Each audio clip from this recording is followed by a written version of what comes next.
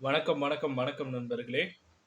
அதாவது இந்த வீடியோல அதிமுக சம்பந்தமான அனைத்து விதமான தகவல்களும் இந்த வீடியோல பார்க்கலாம். அதற்கு முன்னாடி நம்ம சேனல சப்ஸ்கிரைப் பண்ணி பெல் ஐகான கிளிக் பண்ணி வச்சுக்கோங்க. வாங்க என்ன தகவல் இருக்குன்றத முழுமையா பார்க்கலாம். அதிமுகவில் இருந்து நீக்கப்பட்ட தேனி நிர்வாகிகள் மீண்டும் கட்சியில் சேர்க்கப்பட உள்ளதாக அக்கட்சியின் பொதுச் செயலாளர் எடப்பாடி பழனிசாமி அறிவிச்சிருக்கிறாரு.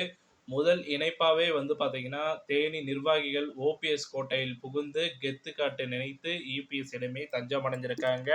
அததான் இந்த வீடியோல முழுமையா நம்ம பார்க்க இருக்கிறோம்.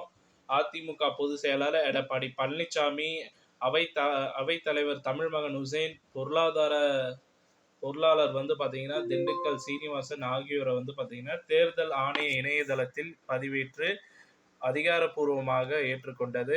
அந்த கையோடு வந்து பார்த்தீங்கன்னா, அதிமுகவில் ஒழுங்கு நடவடிக்கை எடுக்கப்பட்டவர்கள் மீது வந்து பார்த்தீங்கன்னா, மீண்டும் கட்சியில் சேருவதாக இருந்ததால், பொதுச் செயலாளர் எடப்பாடி பழனிசாமி அவர்கள் வந்து நேரில் சந்தித்து மன்னிப்பு கடிதம் வழங்கி, மீண்டும் கழகத்தில் சேருபவர்கள் மட்டுமே வந்து பார்த்தீங்கன்னா, கழக உறுப்பினர்களாக கருதப்படுவர் என தெரிவிக்கப்பட்டது.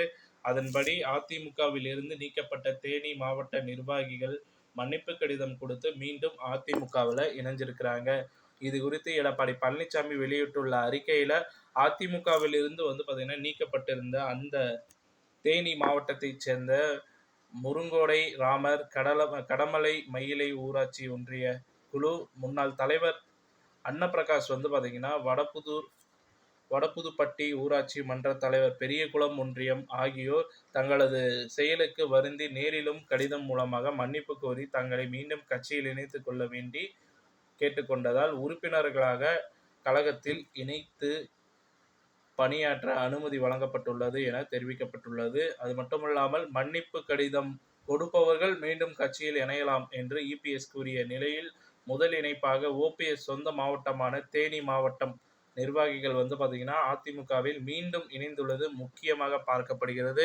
இதற்கு ஓபிஎஸ் அவர்கள் என்ன பதிலடி கொடுக்க போகிறார் என்பதை வந்து பொறுத்திருந்து தான் பார்க்க வேண்டும். ஆல்ரெடி வந்து பார்த்தீங்கன்னா இரு பிரிவினர்களாக வந்து பார்த்தீங்கன்னா பிரிஞ்சிருக்கிறாங்க. இந்த இரு பிரிவினரும் மீண்டும் ஒன்றிணைவார்களா அல்லது பிரிந்தே கிடப்பார்களா அப்படின்றத அடுத்தடுத்த தகவல்களை நம்ம அடுத்த வீடியோவில் ஷேர் பண்ணுறோம். இந்த வீடியோ தகவல் பிடிச்சிருந்தா லைக் பண்ணுங்கள், ஷேர் பண்ணுங்கள். நன்றி, வணக்கம்.